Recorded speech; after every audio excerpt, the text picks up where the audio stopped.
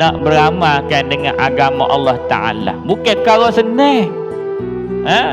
Orang kata senang lah sembahyang. Bangun rokok sujud, bangun rokok sujud. Kalau senang seperti mana apa yang dikata, yang bercakap dia dekat lidah tu, maka ramailah orang datang sembahyang. Ramailah orang sembahyang.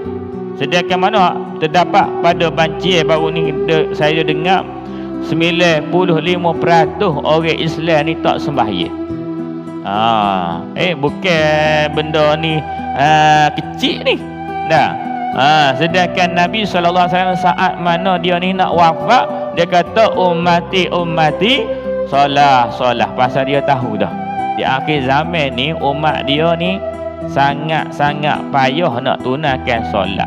Dah kita ni berada di fasa mana dah temu dah apa yang telah disabda oleh baginda Nabi SAW.